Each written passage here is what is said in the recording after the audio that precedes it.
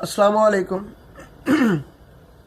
رات میں نے ایک ویڈیو اپلوڈ کیا آپ دوستوں کے ساتھ شیئر کی، جو نیوزی لینڈ میں گزشتہ روز واقعہ پیش آیا۔ اس میں اس بندے نے گن کے اوپر کچھ نام اور کچھ واقعات اور کچھ تاریخ وغیرہ جو ہے وہ نوٹ کی ہوئی تھی، لکھی ہوئی تھی، جس نے اس نے اپنی مذہبی ذہنیت کو، عیسائیت پسندی کو فروغ دیا، اور اس میں اس نے پیغام دیا کہ کس کس موقع کے اوپر، کس کس وقت، کس کس بادشاہ نے، کس کس سپہ سالار نے مسلمانوں کو کس کس مقام کے اوپر وہ شکست دی اور ہم نے مسلمانوں کا قتل عام کیا۔ اسی طرح اس نے سیم یہ بھی کہا کہ نیوزی لینڈ میں آنے والے تمام جتنے بھی جو ادھر رہ رہے ہیں لوگ، ان کو، اور جو وزٹ کے اوپر نیوزی لینڈ میں آتے ہیں، ان کو کہا کہ ویلکم ٹو جہنم، ویلکم ٹو ہل، جہنم میں تم لوگوں کا خوش آمدید ہے۔ تو رات اگر آپ اس واقعے کے 4-5 دن پیچھے کے حالات و واقعات کا جائزہ لیں تو یہ نیوزی لینڈ کا ایک سینیٹر ہے فریزر ایننگ، اس بندے کی ٹویٹر اکاؤنٹ چیک کریں تو اس نے انتہائی شدت پسندانہ اپنے پیغامات جو ہیں ان کا ٹویٹر کے ذریعے تشہیر کی ہے۔ اس نے یہاں تک کہا کہ ہم مسلمانوں کو نیوزی لینڈ میں نہیں رہنے دیں گے، مسلمان نیوزی لینڈ سے ختم کریں گے۔ یہ ان لوگوں کا اتنا شدت پسندانہ ذہن ہے، اور پھر مسلمانوں کو دہشت گرد کہتے ہیں۔ اور جب اس نے یہ واقعہ دیکھا تو اس نے اس کے اوپر ڈائریکٹلی وہ فریزر جو ہے، سینیٹر جو ہے، اس کے اوپر ڈائریکٹلی جو نام آ رہا تھا اس کا اس واقعے کے اندر، تو اس نے رات ایک اعلانیہ جاری کیا، ایک نوٹس جاری کیا۔ اس میں اس نے کہا کہ I strongly condemnation of this shooting attack, کہ میں اس شوٹنگ اٹیک کے اوپر جو ہے وہ بہت سخت الفاظ میں مذمت کرتا ہوں اس کی، کہ یہ ایک مجرمانہ کارروائی ہے۔ اس نے اس کو ٹیررسٹ نہیں کہا، اس نے اس کو مجرمانہ کارروائی کہا ہے۔ میں آپ کو اعلامیہ اس کا دکھاؤں گا۔ تو اس نے،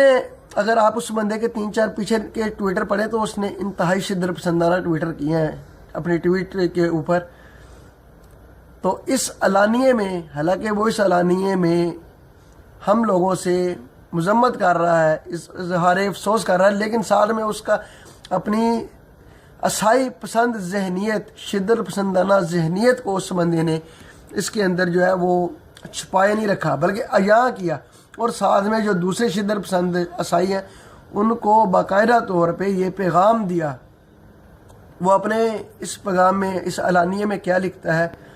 کہ ہم اس واقعے کو جج نہیں کر سکتے، وی کی ناٹ جسٹیفائی، کہ اس نے یہ جو کام ہے کس ذہنیت میں کیا ہے، یا کس ذہن سے کیا ہے، کس مینٹلٹی سے کیا ہے، تاکہ سب کو پتہ چل رہا ہے کہ گن کے اوپر جو اس کے تحریر ہیں، اس کے وہ نام ہیں، اس کے جو واقعات ہیں، تاریخ ہیں، وہ کس سے متعلق ہے۔ لیکن اس نے کہا کہ ہم اس کو جسٹیفائی نہیں کر سکتے۔ دوسرا اس نے کہا کہ مسلمان، ان کا تو عقیدہ ہی ٹیررزم کے اوپر ہے، آئیڈیالوجی فیتھ آف ٹیررزم۔ اس نے کہا کہ یہ 6 سینچری میں، 6ویں صدی عیسوی میں، اس نے سارے میں ایک کتاب کا حوالہ لیا، میتھیو، اس کی سارے میں اس نے لائن نمبر اور چیپٹر نمبر کا حوالہ لیا۔ اس نے کہا کہ تو میتھیو کے ذریعے میں پتہ چلا کہ یہ 6ویں صدی عیسوی میں مسلمانوں کا جو لیڈر آیا،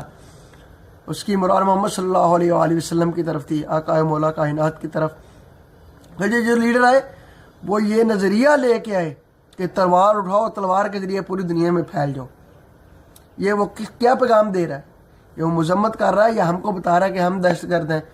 یا وہ اپنے لوگوں کو بتا رہا ہے کہ ان کے خلاف تم بھی تلوار اٹھاؤ؟ اس نے یہ پیغام دیا لوگوں کو کہ محمد صلی اللہ علیہ وسلم نے تلوار کے ذریعے اسلام کو پھیلایا، اور ساتھ میں اس نے یہ بھی کہا کہ جو اس نظریے کو نہیں مانتا ان کے قتل کا حکم دے دیا۔ میں نے تو کہیں یہ نہیں پڑھا اسلام کی تاریخ میں کہ مسلمانوں کا دین جو ہے وہ حضرت محمد صلی اللہ علیہ وسلم نے حکم دیا ہو کہ قتل کرو جو تمہارے دین کو نہیں مانتا، بلکہ میں نے تو جہاں تک پڑھا ہے صرف نبی صلی اللہ علیہ وسلم نے ہی ان کے بعد صحاب، تابعین، تبع تابعین، صلاح الدین ایوبی تک، محمد بن قاسم تک یہ کہا جاتا رہا کہ جہاں جو بزرگ ہیں ان کے اوپر تلوار نہیں اٹھانی، جو بچے ہیں ان کے اوپر تلوار نہیں اٹھانی، جو ہتھیار پھینک رہے ہیں ان کے اوپر تلوار نہیں اٹھانی، لوگوں کے گھروں کو مسمار نہیں کرنا، ان کی بستیوں کو نہیں جلانا، ان کے کھیتوں کو نہیں جلانا، ان کے املاک کو نہیں جلانا، ان کی عبادت گاہوں کو نہیں گرانا۔ لیکن یہ خبیث شیطان صفت آدمی یہ کیا کہہ رہا ہے کہ مسلمانوں کے لیڈر نے کہا کہ تلوار کے ذریعے پھیل جاؤ اور جو تمہارے عقیدے کو نہیں مانتا ان کو قتل کر دو۔ یہ دراصل یہ مذمت نہیں کر رہا،